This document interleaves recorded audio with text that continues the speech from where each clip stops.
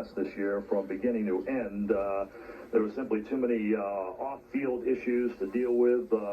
In addition to the poor play on the field, I think that bothered Fred Wilpon an awful lot. There's no question. I think that obviously played into things. The way this team finished, which was not strong, and we had a quitting controversy earlier in the season. It certainly looked like at times this team, if they didn't quit, they didn't care toward the end. I think that also played into it. And that was one thing that, I think, Mike, way back, I think when we were in Florida, I mentioned to you at the time, Chris, I think you're on vacation, that I thought it was important to evaluate this team at the end and see how they played and see how they finished for the people who were here.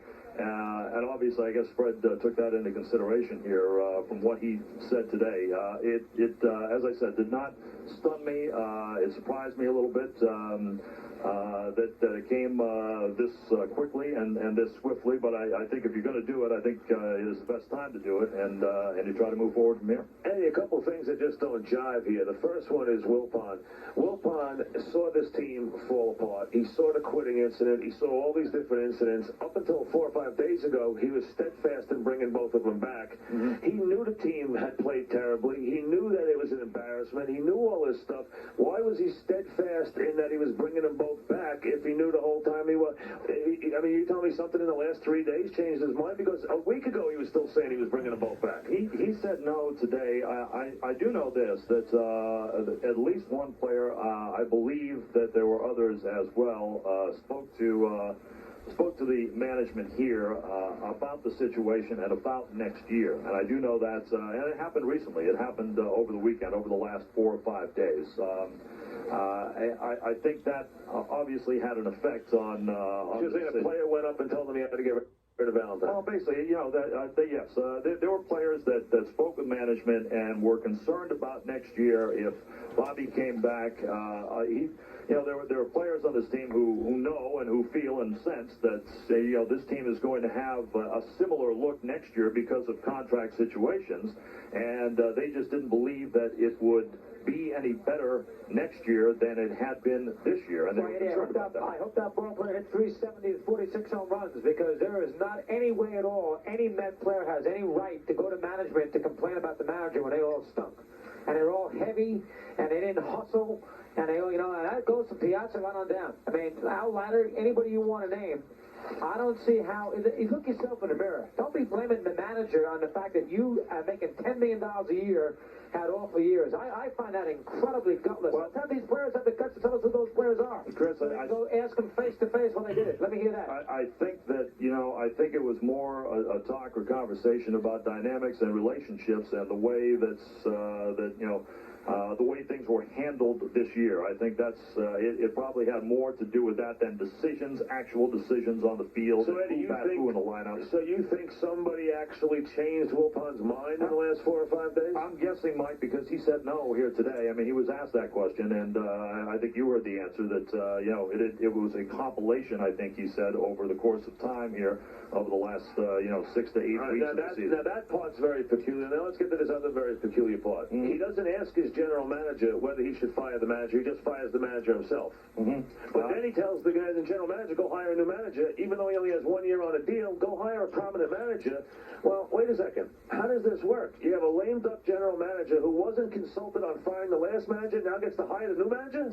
Well, I think everything in this organization goes through Fred Wilpon. I mean, any personnel decision, any contract decision, this decision obviously will as well. It's going to go across Fred Wilpon's desk. It's not like he has said to Steve Phillips, go find a manager, get him in the fold, and then we'll talk about it later. I mean, everything is going through Fred's hands, over Fred's desk. So in that situation, he's going to have the final say, regardless of what Steve is going to say. But so Fred's hiring the manager, not the general manager. Well, Fred's hiring the manager. He's going to have the final say. Right. I mean, I think they're in what they're going to do is, I guess, they said they were going to sit down now at this point in time, and they probably will have some meetings here, and I'm sure Fred is going to be in on that meeting.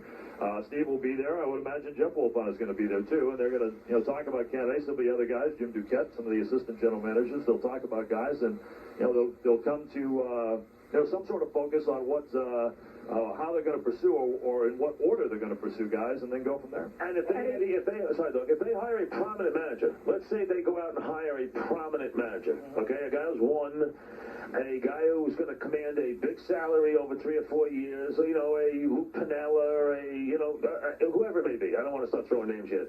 But the bottom line is, Eddie, that guy is going to have enormous more power in the organization than a general manager who probably thinks he should have got blown out this year and he's got 1 year left on his contract. It's a strange situation that, Steve he's on a lame duck. I mean, we've seen this before with this, with the manager and the general manager. We've seen it before here with the Mets, so it's not new, but it's a strange situation. There's no question about that, because if you're going to hire a manager, you're obviously not going to hire for 1 year. So you're right. I mean, it is a peculiar situation. Steve has dealt with it before, and he seems to be okay with it, but it's one thing I do want to ask and didn't get a chance to ask you because they cut off the press conference, which is unfortunate, is how much, one of the things Bobby always wanted was more say in personnel decisions, and I wonder, with a new guy coming in now, if he does want more of a say in personnel decisions and who is going to be on the field and who they might go out and get, whether that's going to be okay with Steve, a general manager is on his contract. Was this question asked? If it was, I didn't hear it. Did anyone ask Fred directly why Bobby got fired and Steve stayed? That was the answer to that.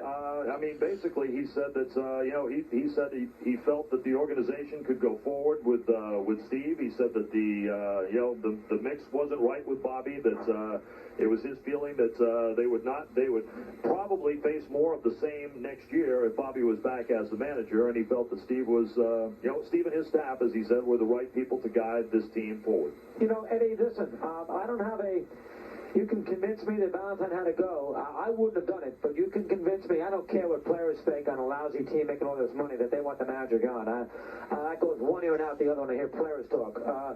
But you want to convince me that Valentine 2 years in a row underachieved with a high, payroll? You want to make a change there? I'm going to have a tough time arguing for the fact that he should stay. I'll be the first to admit that. And I know he's difficult with the media, so he's not going to get a break with the media. Media doesn't like him, so I understand that too, and that's a factor. But somebody have to. There are guys that like him a lot, though, Chris. You know that as well. There are guys that like him a lot. A couple. But you find me somebody out there that says that Steve Phillips gets a chance to stay and Bobby Valentine doesn't. The Steve Phillips brought Sedano in here. He gave Estes $6 million.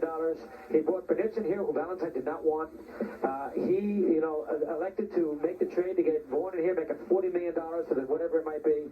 Obviously, I can't say anything about the Alomar trade. It wasn't his fault. And Bobby was in favor of Mo coming too as well. Maybe, but you know what? He's not the general manager. The general manager pulls the trigger. If I'm going to give Bobby the blame for the players not performing, I got to give the GM the blame for bringing players who don't do well. But what you're hearing here is that they're saying that Phillips did a better job, that it was the manager's fault, not the general manager's fault. That's what the owner's saying. Eddie, the problem I have is they either both stay or they both go. You can't split this baby down the middle. That's the problem. But one of the reasons that Mike just said, you're going to bring a manager. There's a big manager who's going to have more power. All right, let me tell you guys something here. Fred Wilpon's going to be here, and he is here now. As a matter of fact, I'll jump on with you later if you want, but Fred is here now. Let me talk to him. So yeah, he wants to. I'll put the headphones on him, and you can talk to him directly. I'll hop on afterwards. Okay? Terrific. All right, now we'll talk to Mr. Wilpon. He will join us, which is great. We wanted to talk to him today, so Connor, let me know when he's sitting down.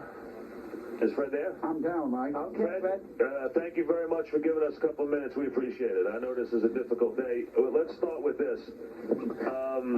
You know I always give you a couple of minutes. Well, we do appreciate it. You always do. You're very good. You're very good, though. So our first question, Fred, is you were very steadfast about both of them coming back. Was there one incident? Was there something which Eddie just alluded to, that maybe a player came to you? Did something change your mind to make you move the manager out? No, Mike, not one incident at all. It was a culmination of a number of things, particularly in the last 2 months. I just felt that this team should have come together and didn't come together, and I was very concerned about that in terms of how we go on to 03. It was not one event. It was suggested that it might have been 1 or 2 events. It was not at all. It was the culmination of a number of things. Fred, how in the world can you make a decision with the two of them and keep one and let the other go? To me, I would have kept them both if it was me, but to me, it's unfathomable that you fire the one guy and let the other guy stay.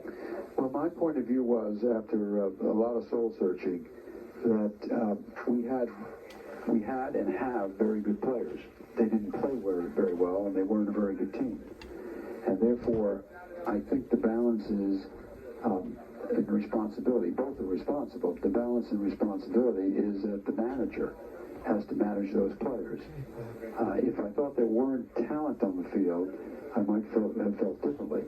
But I think that Steve was creative in putting the talent on the field. And a year ago now, or let's say January of this year, everybody would have applauded the fact of what Steve did. And I would have been among them, thinking that we would be in the postseason. Fred, the decision to fire Bobby was yours alone, right? Correct. You didn't consult your general manager on firing Bobby? No, I didn't. I didn't consult him. I didn't ask him the question directly. But certainly I've had enough meetings with him and his staff and other people, not only baseball people, to understand what their point of view was. They may not have made their point of view directly to me, but I understood what their point of view was. Well, the point that Mike's going to get at, I don't want to steal Mike's thunder, is that you made the decision by yourself to fire the manager, yet you gave the lame duck general manager permission to go hire the next manager. No, I didn't. I said, Chris, what I said was he and his staff will do all the interviews and the prep-up work. When they're ready to make some recommendations, I might interview a couple of people. And then we will sit down and we'll mutually agree upon who that manager should be. Are you comfortable with your general manager having, say, 1 year left on his deal and having a lot to step up for next year, and then have a prominent manager, maybe a star manager underneath him with a big contract and multi-year? It's going to seem like he kind of completely overshadows the general manager. Well, I think that the general manager has to produce as well, and if we get a great manager and there's overlap, so be it. We'll have a great manager. Hopefully we'll have the Steve and his staff along for more years than 03. But it's performance now. This is performance-based business. But you didn't think, while you didn't think he deserved to get fired, you don't think Phillips has done anything that deserves for him to get a new deal that would be, say, the same length as your new manager? That's correct. Fred, and you're telling us, good job, Mike, and that. Fred, you're also telling us that you were not influenced by maybe a couple of veteran players, maybe not you personally, but the organization was not influenced about how we got to change the atmosphere around here for next year to make this move? Well, I think that wasn't the question that was asked before. But in answer to your question, Chris, I think that it plays in the influence, but it was not someone who came to me or anything like that. I did talk to players. I talked to them about a lot of different things of how they thought the team should be improved. See, Fred, that's what really drives me crazy. You are paying these guys, most of them totally overpaid for their production. You are paying these people all this money, and they all basically were awful. All of them. All season long, including Leiter, anybody you want to mention. Yet you may have listened to what they had to say about the manager's office. Well, I didn't say the manager. I said we had discussions. I didn't ask them about the manager. Well, obviously the manager came up. The clubhouse came up. No, they didn't. Chemistry came up. None of the players talked to me about the manager or what they thought about the manager. They did talk to me about, can we get a whatever, No, whatever. But get what? What did they want to get? Well, some of the players wanted to get another number one pitcher, for example. And was it feasible that we could get a number one or a strong number two? Okay. That's the kind of thing that people might have said. Fred, did you seriously consider maybe going a different route and blowing them both out and going and getting a big general manager somewhere? Did that come up in your thinking? I'm sure it did, right? Yes, it did. And what was the reason you decided against it? Well, my thought was that I thought that Steve did a good job. I saw his preparation for what he did in the last year or two, and I thought he was creative. I thought he put a good team on the field, or good players on the field, and those players didn't perform. I can't put the full blame on him. I think he's got a shot now to see whether he could make 03 a banner year. We're talking with Fred Wilpon. Graciously gave us a couple of minutes. Obviously, if you're just joining us, Bobby Valentine is out, and his manager, Steve Phillips, stays, has a year left on his contract, and the Mets will move towards a new manager. We'll get to those qualifications of what Fred sees in just a minute. Fred, a couple other things about what's going on here with Bobby, because this is going to be, I think, the thing that a lot of people are going to really gnaw on for the next couple of days, and that is your mindset. And without trying to act like you're on trial, the idea being, Fred, when you were saying all along they were both coming back, were you just kind of using that to delay your decision and you really hadn't made one, or did you really, in this timetable, change your mind? On the contrary, I changed my mind. I was convinced that this could work. I was convinced of keeping both these guys. I wouldn't have said that if I wasn't convinced. You guys know me well enough. Right. I'm not necessarily right, but I'm straight. But you're decisive. And I believed that these guys could do the job that we needed to do for this organization. I determined in the last short period of time, not that I didn't start thinking about it a little before that, but I determined in the last short period of time that it couldn't be done. Is it fair to ask you when you started to change your mind? I would say it was in the last 6 weeks or so. I started to think about it. I didn't make the decision. Until? I absolutely did not make the decision until 2 days ago, or a day and a half ago. 2 days ago. Okay. Fred, you'd have to admit, and go look at the teams in the postseason, and maybe with the exception of the Yankees here with what George's influence, but you'd have to admit that most good teams have a chain of command where the owner picks the general manager and for the most part stays out of it. You know, the A's owner's not in the mix, the Twins owner's not in the mix, McGowan's not in the mix, the AOL people hire Sherholtz, they hire Cox, away they go. So most good teams have a chain of command, owner, GM, manager. You, team has not been consistently good, have now broken that chain. Is that good for the organization? Well, I don't think we've broken the chain. We have a chain as well. I don't pick the players, and they know that. I sit in meetings with them and challenge them as to why they want player A or want player B. Mm-hmm. And of course, we have to fit it within a budget, at any particular time. But the fact is, we have a chain of command. We have a chain of command like every other organization. But in this situation, Fred, you fired the manager, and you just told us a couple minutes ago that you basically hired the new manager. I said to you that I'm the one responsible for firing the manager. It's not the general manager who fired the manager. It's me. Then you broke the chain of command. No, not at all. The chain of command stops where the buck stops, and the buck stops with me. And you kind of does in any organization where you have a CEO. You have a CEO. That's chief executive officers where the buck stops. Did you feel some more allegiance to Phillips than you did to Valentine for some reason? No, not at all. In fact, I have a personal relationship much more with the Valentines. And Valentine was clearly someone that I wanted numbers of years ago and promoted that.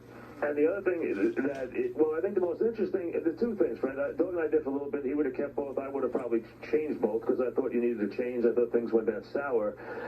My bigger question would be why you decided to keep Steve rather than go and just clean in the house. You've said you think he's salvageable, but you're also putting him on what seems like, I'll use my words, a very short leash this next year. I think that's true. His contract is up at the end of next year. And things haven't gone as well as he would have hoped it would have gone this year or last year. And he's got to produce. Will he have less power and personnel than he's had in the past? Not at all. But you are going to pick the manager. I'm going to be the last word picking the manager. But if you don't They're going to pick the managers, Chris. You can't put... Now, it's not fair to put words in my mouth. What I said to you was, he will do all the work with his staff. They'll come to recommendations. They'll ask me to interview someone if they think that's appropriate. They'll come with recommendations, and then we will agree on that manager. I won't pick a manager, by the way, that they don't recommend. But you might disagree with their... That's correct. And if you do that, then where does that leave Steve Phillips? That leaves Steve Phillips picking another manager. Well, here's the thing I would say. What I would worry about if I was Steve Phillips, and I'd like to know if he would ever, and we're talking about Fred Wilpon, and we're going to have Steve Phillips on afterwards so we can ask him this directly, but I would, if I was Steve Phillips, be worried about bringing in Fred, a prominent manager, and we'll get to the manager in a second, and then have that guy really maybe have a complete road to you, and maybe just kind of push me out of the way. I got 1 year, this guy might have 3 or 4 years of big money, and he might be a very prominent guy who's got a ring or something, and I'd be worried that guy's going to just run right over me if I only have 1 year of my deal. He won't have a direct road to me in any other way that was in existence before. In fact, one of the things Bobby wanted to do is have a direct road, and we always had a procedure. We always talked together. And Steve was always there, and Bobby was always there when I was there. By choice. I mean, not every time that I talked to Steve, obviously, or talked to Bobby, but that's the way we met. So in essence, although you recommended, Steve's big key is Steve is going to have a successful year next year, which means he better hire a guy who gets a turnaround in 1 year. Otherwise, he's going to be in big trouble because he's only got 1 year left on his deal. Well, Steve's job is to produce for this organization, and if we have a year like we had this year, there's no doubt that I would be extremely disappointed. I'm saying that I don't know how we're going to turn out next year. If we turned out and we had a very good year, and we didn't meet certain expectations, then that would be an assessment. It doesn't mean that Steve has done a poor job then. But Mike made a great point. You have contracts here that are untradeable. You're not going to be able to do an awful lot with the ball club as far as changing the basic fabric of what it is right now. So it's incumbent on the person that Steve hires as a manager to basically save his job and get the players to play well. Well, I think that they said that last year too, that we had contracts we couldn't do. I'm not sure what he'll want to do and where he will be able to accomplish it. But I'm sure he will be creative again and be able to accomplish some things to change some of the feeling of this team. The basic core of the team, I think, has good players. They have to play better. Have to play better together. Sorry.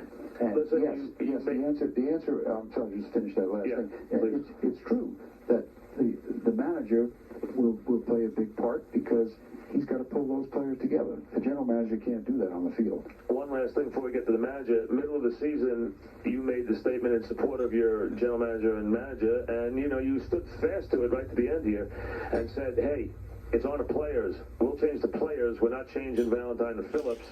That changed. There wasn't one thing that changed it, though. I didn't say the last part, Mike. You may have been implied the last part, that we changed the players, not that. No, I did say clearly that my intention, and it absolutely was my intention, my total intention was to keep both these guys and see whether we can get through the season, salvage something from this season, which was not salvageable, and that was very, very disappointing to me at the last 6 weeks of the season. All right, let's ask you this before we let you go. Manager, do you want a prominent, would you take a guy who's a no-name, who's an organizational guy, or do you have to have a guy who comes here with his own name established, who's established, who everyone knows his name the minute he walks in the door?